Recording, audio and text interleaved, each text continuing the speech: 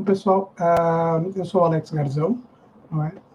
Eu vim aqui apresentar para vocês a palestra, né, Criando um Interpretador em Go, The Hard Way. Basicamente, o que a gente vai ver nessa apresentação aqui, não é? Como surgiu o projeto, né? O que é o GPortugal, o que é o GoGPT, falar um pouco sobre a arquitetura dele, a implementação, não é? E algumas considerações finais.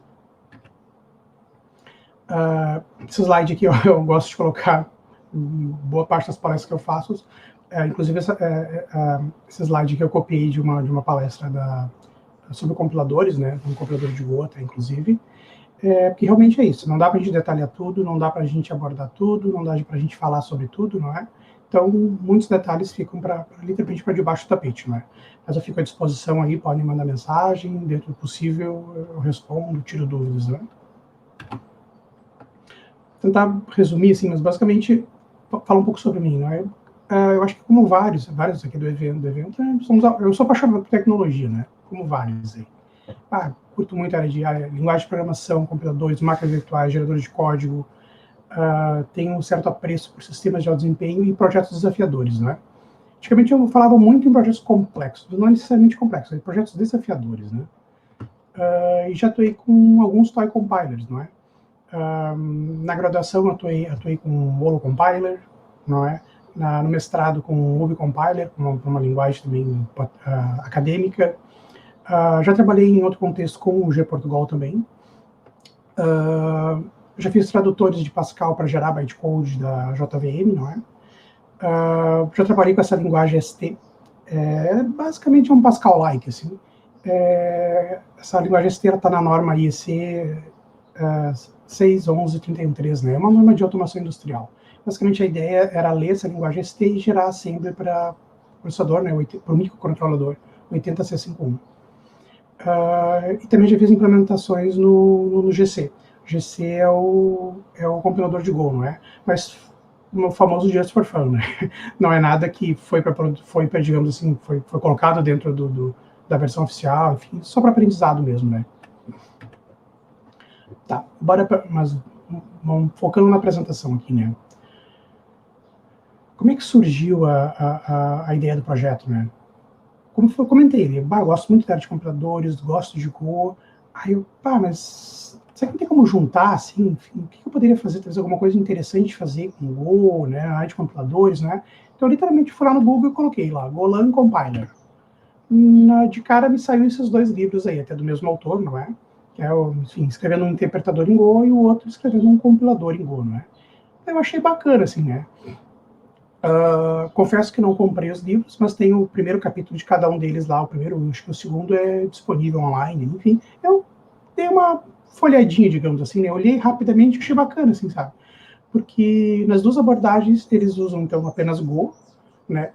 A ideia dos projetos é começar, todos eles usando TDD, ou seja, digamos assim, Test Driven Development, né? Teste desde o início, digamos assim, focado em testes, né? E nos dois casos eles usam apenas a Standard Library de Go, não é? Aí eu olhei, TDD, interpretador, vamos tentar.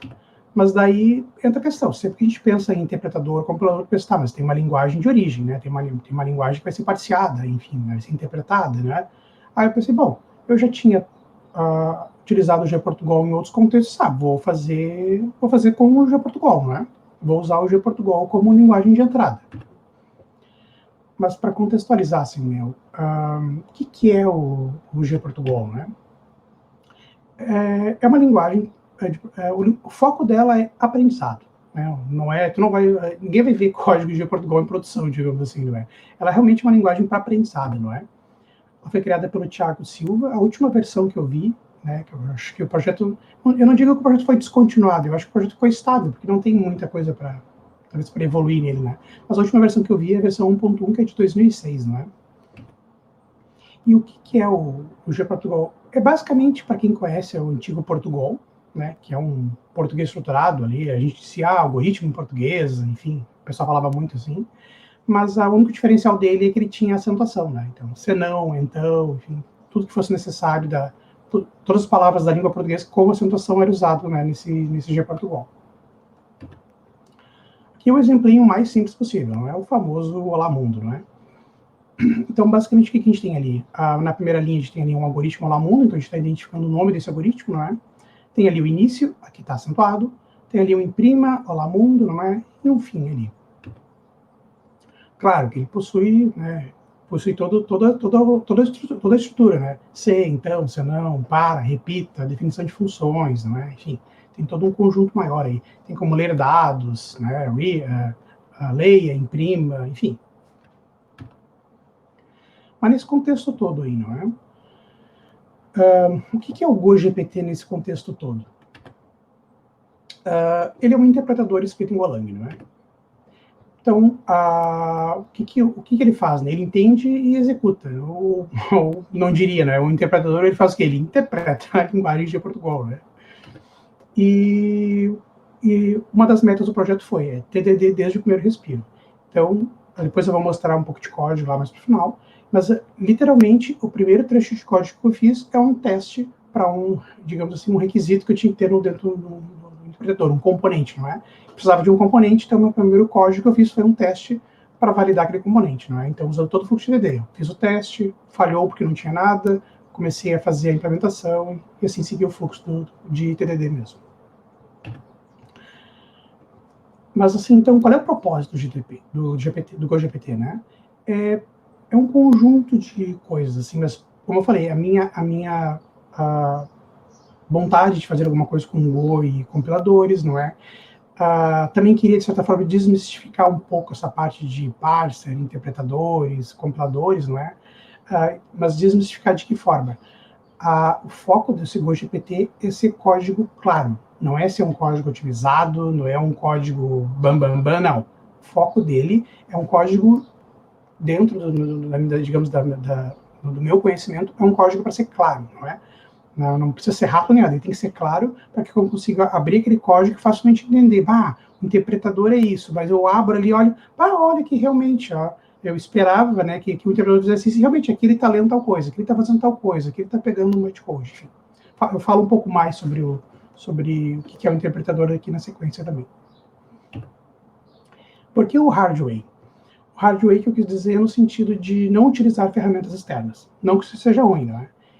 Eu já desenvolvi vários projetos em C, C++, e em Go também, que eu já usei ferramentas como LexYAC, FlexByzon, JavaCC, que é para Java, enfim. Usei o AntiLR em vários projetos, e o AntiLR é muito bacana. Já usei o AntiLR com Go também, é bem bacana. Mas a ideia aqui era explorar, desenvolver, então, o parser sem nenhum tipo de ferramenta externa, né? Então, sem nenhum tipo de gerador de parsers, né? Todos esses que eu comentei, LexYAC, FlexByzon, JavaCC, são gerador de parsers, né? O AntiLR também. Mas a ideia foi fazer sem utilizar alguma ferramenta externa, né? Então, para deixar um primeiro exemplo, assim, então, o que o GoGPT faz, no final das contas, né? A partir de um algoritmo assim, o GoGPT é uma command line, não é? Então eu executo ele passando esse arquivo como parâmetro, né? O hello world ali, ele faz o parser, interpreta e executa o código gerado, não é? Mas para a gente equalizar um pouco os conhecimentos, né? O que é um interpretador? Essa aqui é a definição clássica que está no livro do Arro, né? O famoso livro do dragão, né? Ao invés de produzir um programa, como um compilador faz, né, o interpretador ele diretamente executa as operações especificadas no programa de origem utilizando uma entrada de dados. Ou seja, diferente de um compilador, ele não gera um arquivo de saída que vai ser executado depois, um arquivo executável, não é? Ele literalmente ele faz o parser, interpreta e executa isso tudo em memória, né? Então, basicamente, qual é a visão de um interpretador, não é? Então, tem ali o programa de origem, tem a entrada de dados, né? O interpretador carrega o programa de origem, lê os dados necessários, não é? Faz todo esse processo e gera a saída, não é? Então, ok, a gente vai fazer o projeto, bacana, mas tem que ter uma meta inicial, não é? Porque não dá para abraçar o mundo, digamos que para te ter algum resultado, são várias etapas, né? Que tem que ser concluídas, digamos assim, tem vários componentes que eu preciso nessa arquitetura do projeto, então eu tinha que ter uma meta. E qual é a meta? É o mínimo possível que eu vejo, que eu identifico, que é o Olá Mundo, não é? Falando um pouco agora, então, a partir dessa meta, né, que a nossa meta é conseguir interpretar e executar um Olá Mundo ali. Como é que ficou a arquitetura do GoGPT, não é? E como é que são as etapas de interpretação dele, não é? Deixando bem claro que essas etapas de interpretação, pegando qualquer literatura que fale sobre compiladores e pastas, né, eu não inovei em nada. Enfim, é uma arquitetura clássica, são etapas clássicas de interpretação, não é? Mas basicamente o que a gente tem? A gente tem um componente que é o analisador léxico. O que ele é responsável? Ele tem como entrada um streaming de caracteres, que no nosso contexto aqui é um programinha de Portugal, não é? E tem como saída um streaming de tokens, não é? Na sequência eu explico um pouquinho mais o que são os tokens, enfim. Aí. Além do analisador léxico, a gente precisa de um analisador sintático. Esse cara ele é responsável por pegar esse streaming de tokens e gerar um bytecode, não é? O bytecode basicamente é uma representação intermediária de um programa, não é? Na sequência, eu tenho aqui um componente que é um bytecode executor, que no final das contas é a VM em si, não é? Que basicamente o que ela faz? Ela pega essa representação intermediária, esse bytecode gerado como entrada, lê, captura a entrada necessária, no contexto desse projeto apenas teclado, né? Enfim, só consegue ler o teclado, e roda e gera a saída, não é? Só para ter digamos assim, uma explicação um pouco melhor. O que é um bytecode, né? Esse bytecode que eu gero é algo similar aos arquivos .class de Java, não é? O Java, por exemplo, a gente vai lá e manda compilar um programa em Java, o Java C arquivo.java. Ele gera um .class, não é? Aquele arquivo .class, aquilo lá é um bytecode, e é uma representação intermediária de um programa em Java, não é? Comparando, já que eu falei em Java, comparando, o que eu fiz aqui, né, no caso de VM, seria equivalente ao que a JVM faz, não é? Então, vamos falar um pouco mais sobre o analisador léxico em si, não é? Qual é a responsabilidade desse analisador léxico, então, né? Lembrando aqui, ele tem aquele streaming de caracteres, ali um programa de Portugal, e tem que gerar um streaming de tokens, não é? Então, a partir desse streaming de caracteres aqui, né, esse conjunto de caracteres, ele começa a gerar uma sequência de tokens, não é? Então, o analisador léxico, a partir do momento que ele lê aquela primeira linha lá, ele gera lá um token, né, que é uma palavra reservada para ele, que é o algoritmo. Aí depois ele vê que tem um identificador, que é o alamundo, que tem um ponto e vírgula. Na sequência, ele vai identificar que tem outra palavra reservada ali, um block begin. Vai identificar que tem um outro identificador, um abre parênteses, mais uma string, né? Mais um fecha parênteses, um ponto e vírgula, e por fim ali um identificador de final do algoritmo, né? Tá. Falando um pouco agora então do analisador sintático. O analisador sintático vai pegar esse streaming de tokens gerado pelo analisador léxico, né, e vai gerar o bytecode, né. Então, o que é a entrada do analisador sintático, né? Talvez só para deixar claro, pensem em todo o processo de interpretação como se fosse um pipeline, não é? Então, só para deixar claro, isso aqui é um pipeline de execução, né? Começa ali desde a interpretação do programa, a geração do bytecode e execução na sequência, não é? Então, aqui, o analisador sintático fica responsável por quê? Por pegar esse streaming de tokens e gerar o bytecode, não é?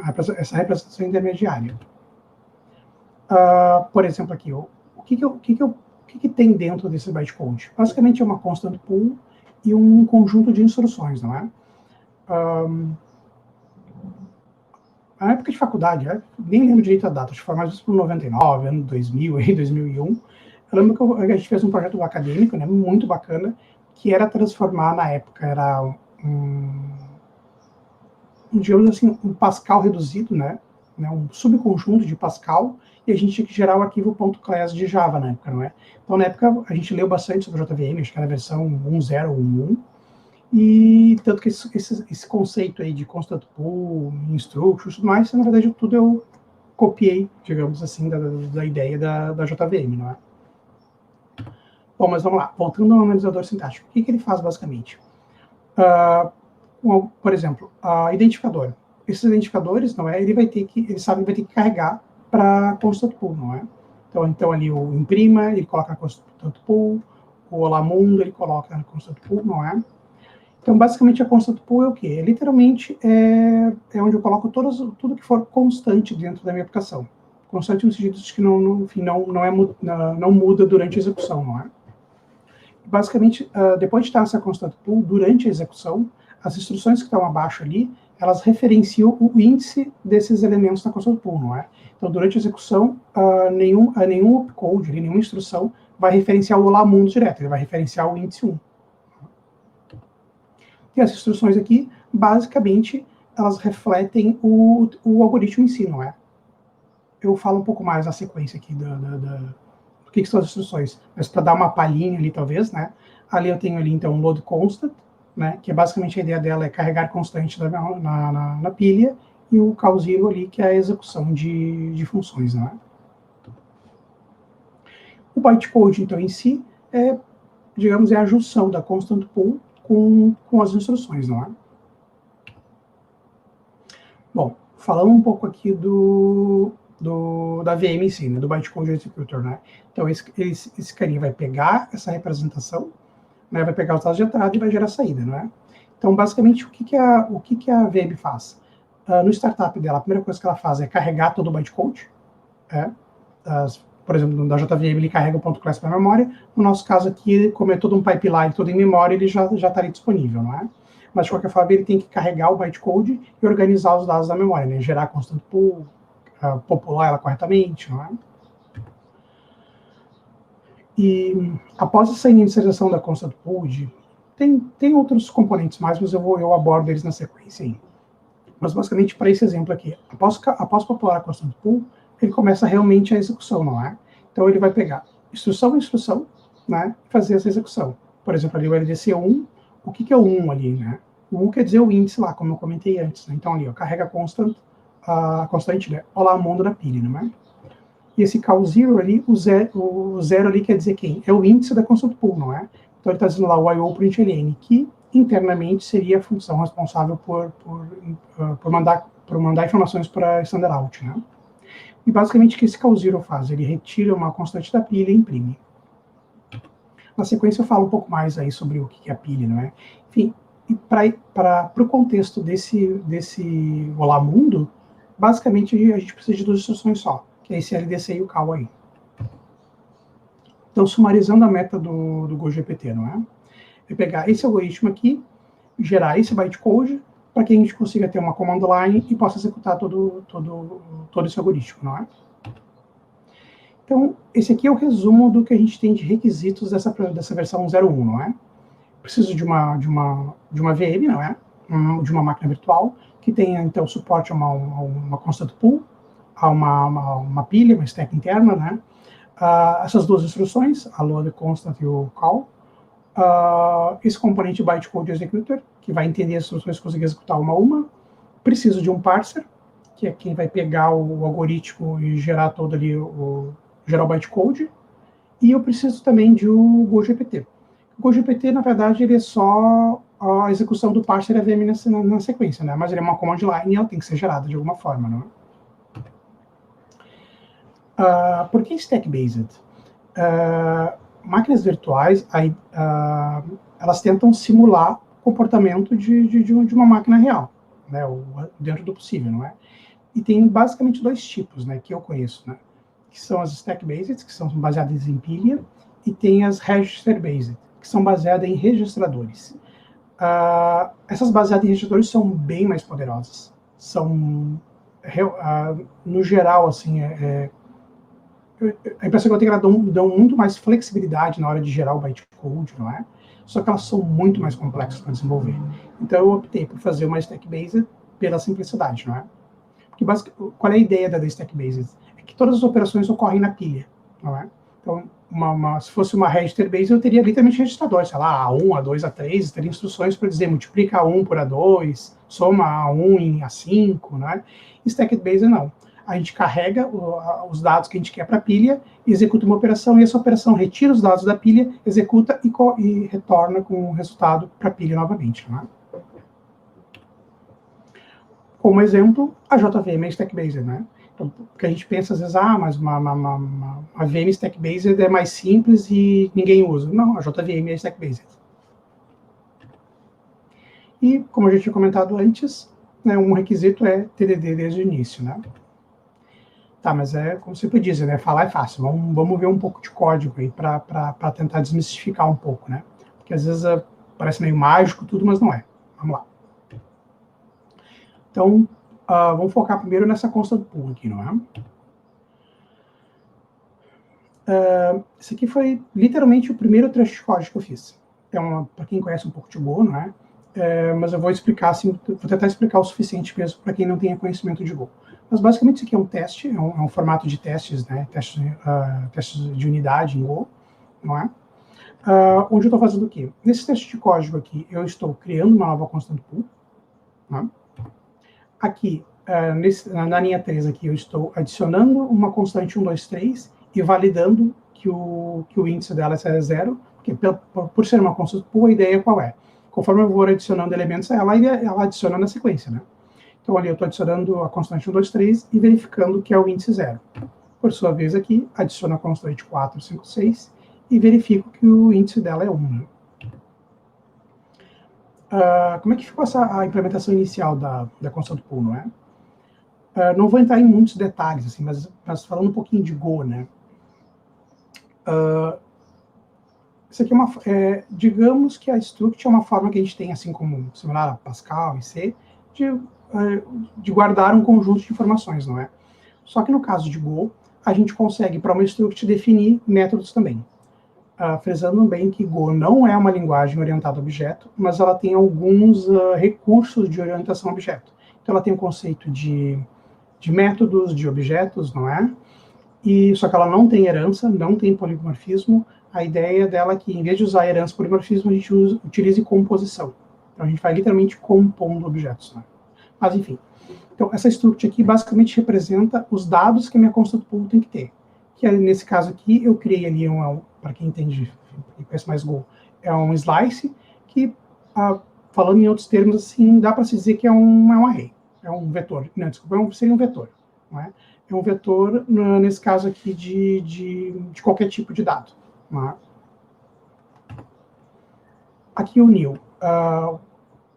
Não existe digamos assim, uma forma oficial em Go de ter um construtor. Mas isso é meio que um padrão que foi adotado, não é? Quando a gente quer construir um novo objeto, a gente usa um new, ou um new, um nome do objeto, né? Depende do contexto, não é? Que é basicamente o que ele faz ali. Na linha 8 eu estou criando um objeto vazio, na linha 9 eu inicializo os dados que eu preciso, né? Que é aquele slice lá, e retorno ele. E a implementação aqui mais simples possível, né? Pelo menos a implementação inicial da constant pool, o que é? Eu vou adicionar um item, não é? Eu recebo esse item na linha 14 ali por parâmetro, não é?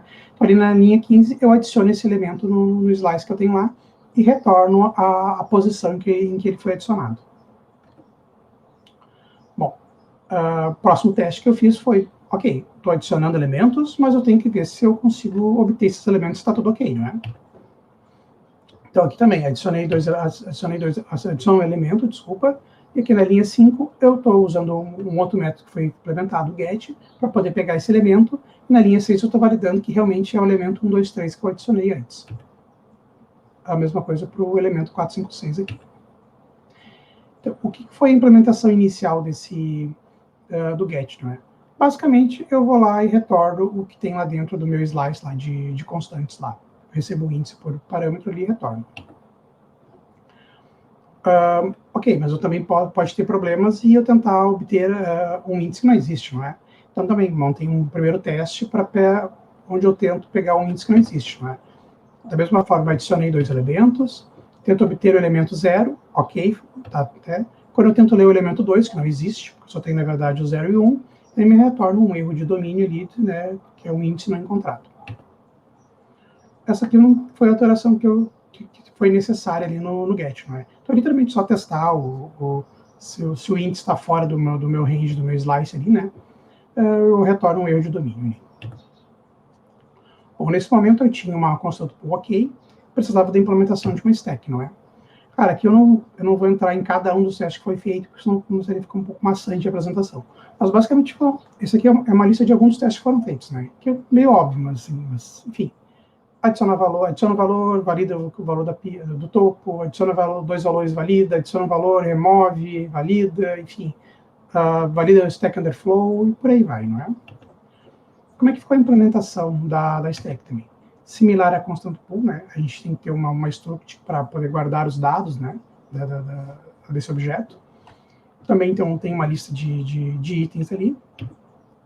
A criação da pilha ficou muito similar também à constant pool.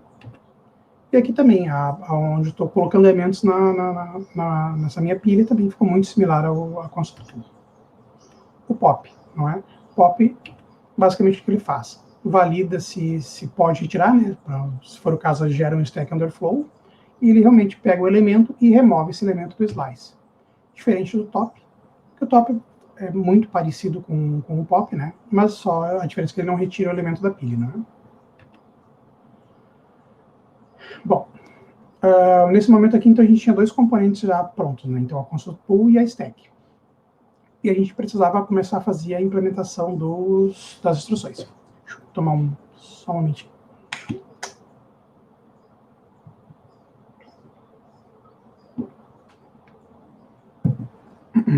Vamos lá. Então, esse foi o primeiro teste para validar a instrução load constant. Então, aquele trecho em verdinho que está comentado ali na linha 2 e na linha 6 é basicamente qual é a sequência de instruções que eu estou fazendo, né?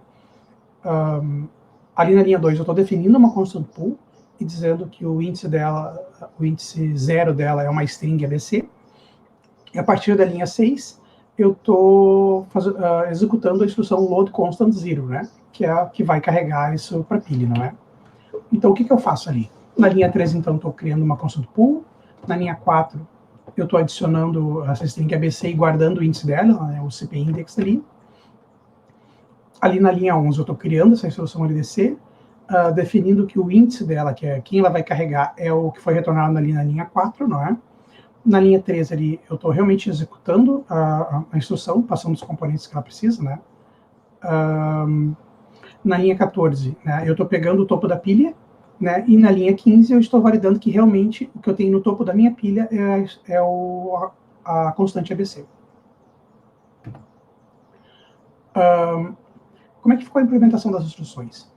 Para cada instrução, eu exijo que a instrução tenha dois métodos, né, que é esse fetch operands e o execute, né? O que eles fazem? Nessas duas instruções que eu vou mostrar para vocês, as duas vezes têm operandos, né? Mas não necessariamente tem. Então, poderia ficar vazia até, se fosse o caso daquela primeira ali. Mas, basicamente, a ideia do que é. Quando eu tenho ali aquele call zero, aquilo ali é um operando, não é? Então, ele sabe que tem que buscar aquele dentro do bytecode e que o execute carrega depois as informações que precisa, não é? Então, basicamente, o que ele faz? Ele faz um next ali no bytecode, pega o índice tudo correto, que ele precisa guardar. Aqui na linha 10, quando é realmente executada a instrução, ali o cp.get, ele pega a constante, pega o cp index, que é o índice da constante que eu quero, executa o get para pegar essa constante, não é?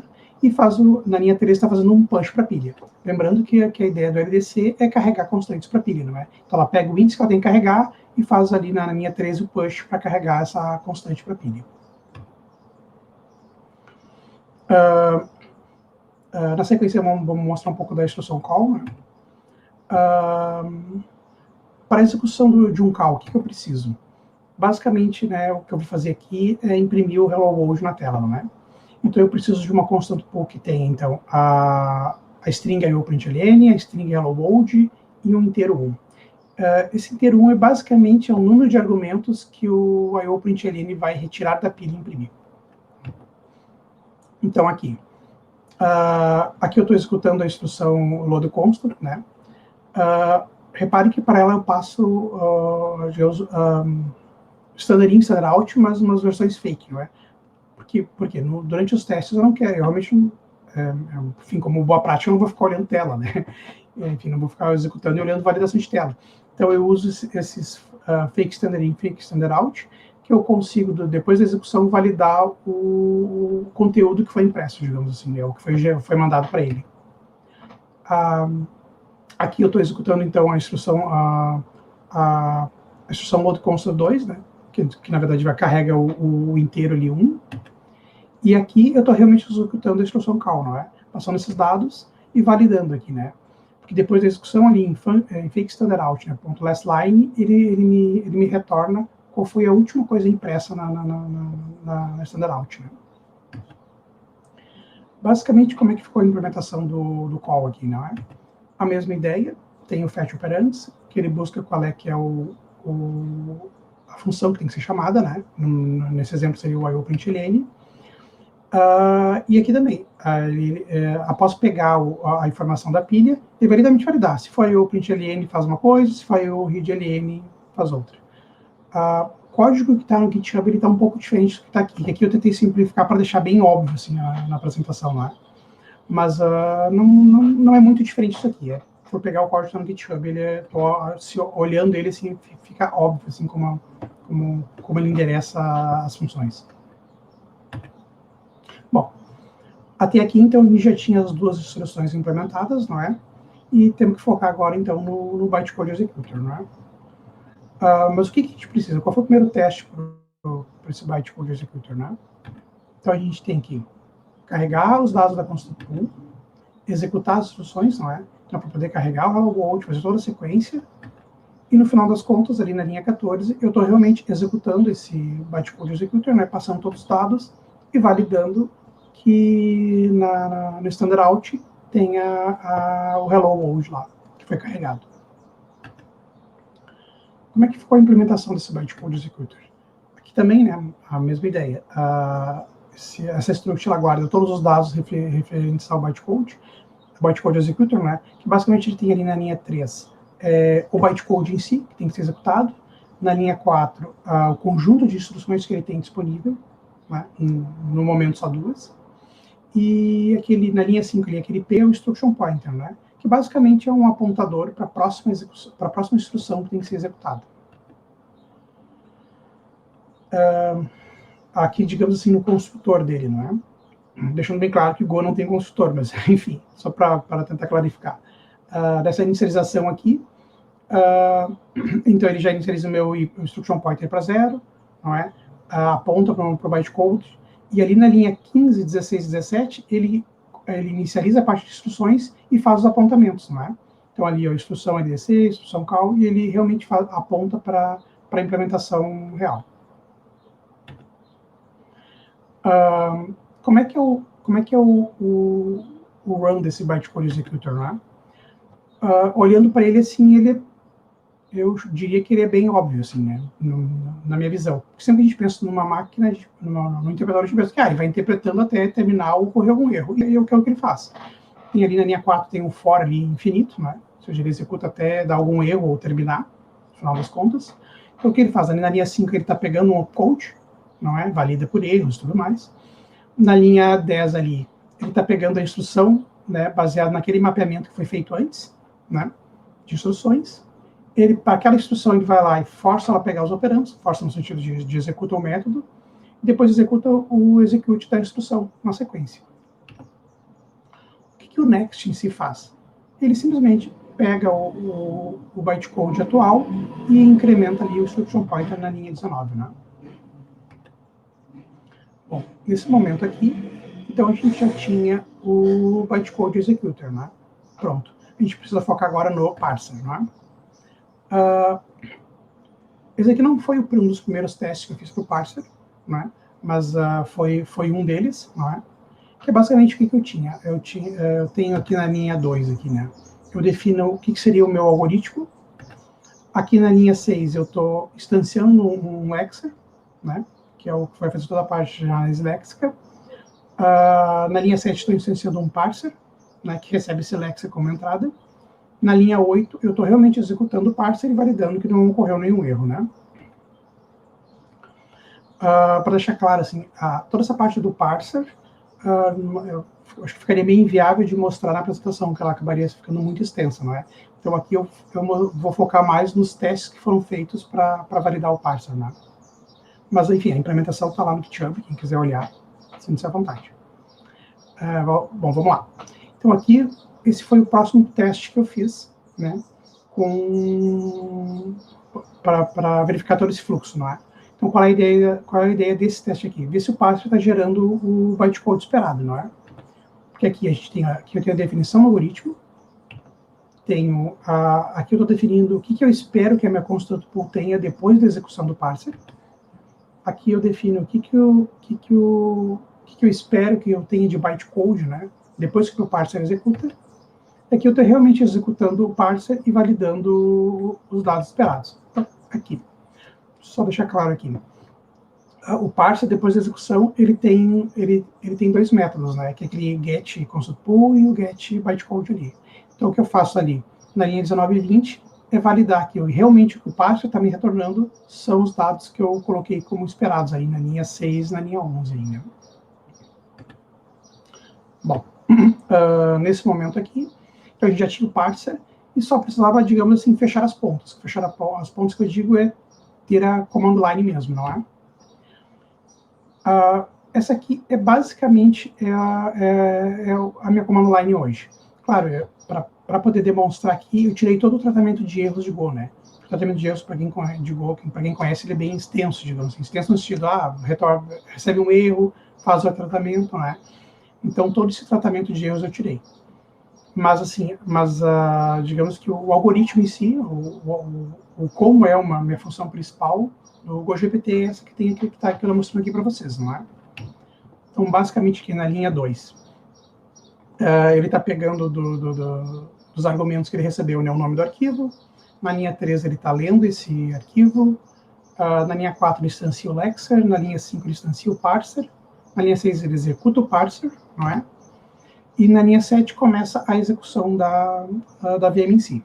Então, ele cria um novo bytecode executor, passa o bytecode como parâmetro, né, o bytecode lido no parser. Na linha 8 e 9, eu crio não aqueles fake standard in, fake standard out que eu tinha antes, mas eu crio standard in, standard out real, não é? Crio, na linha 10 eu crio uma stack. Na linha 11 eu crio digamos assim, suporte a variáveis, que eu não comentei aqui, mas na sequência eu falo um pouco mais sobre. E na linha 12 eu estou fazendo a execução do bytecode mesmo. Bom, aqui só para mostrar para vocês aqui, não é? Daí, temos alguns exemplos aqui, né? Então temos aqui o nosso clássico aqui, não é? Então esse aqui é o nosso exemplo clássico. Agora vamos executar ele.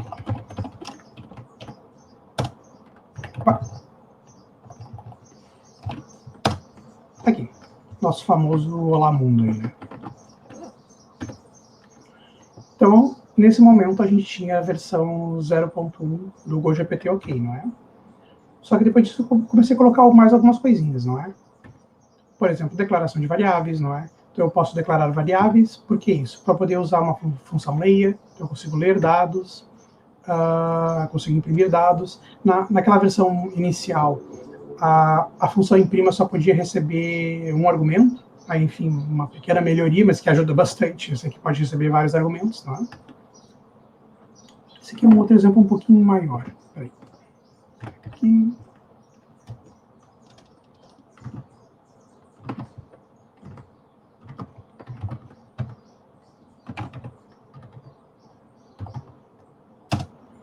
Basicamente, o que esse exemplo aqui faz, né? Ele vai solicitar um nome, vai solicitar a idade e vai imprimir uma mensagem, né?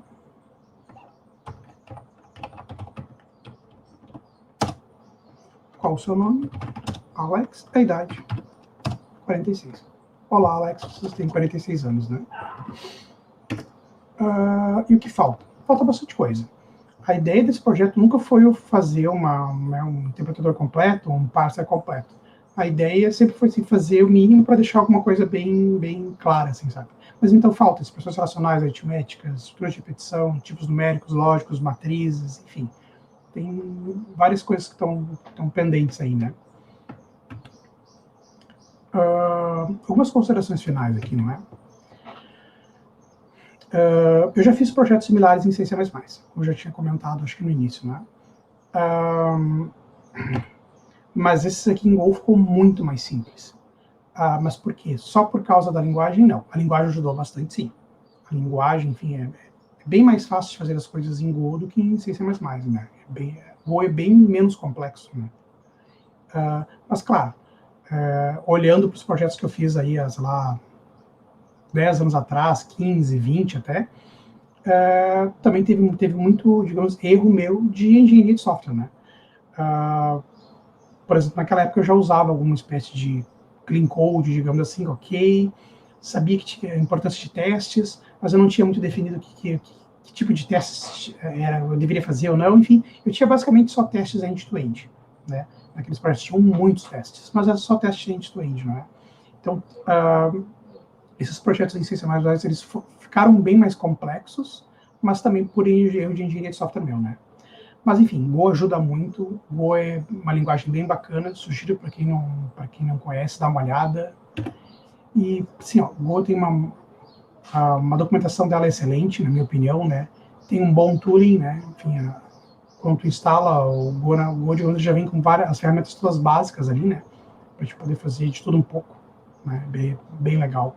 E a comunidade de Go também é bem bacana, assim, tem alguns canais que eu participo, assim, o pessoal é bem tranquilo, assim, enfim, desde o pessoal mais iniciante, posta dúvida lá, o pessoal responde tranquilo, assim, sabe, não é aquelas respostas do tipo, procura no Google, porque geralmente, muitas vezes a gente tem dúvidas simples, que às vezes a gente até já procurou no Google, só que não entendeu, enfim, então, mas, enfim, a comunidade de Go é bem bacana, recomendo para quem tiver interesse de aprender mais, né, enfim, dá uma olhada no projeto, enfim, tem alguns links agora aqui na sequência. Então, basicamente, a gente tem aqui, né, tem os links para o repositório do Go, para a linguagem Golang, um artigo de como se faz TDD em Go, o livro do Arro que eu comentei antes, né, para o site do Gportugal e um manual antigo aqui do Gportugal, né. Enfim, dúvidas, né, enfim, estou à disposição. Esse QR Code aqui, ele remete para essa apresentação, não é? Então, quem quiser olhar lá novamente, olhar os slides, enfim, tá lá. E aqui estão meus contatos, né? LinkedIn, GitHub e e-mail pessoal aqui. É isso, pessoal. Agradeço aí. Bom evento para todos aí.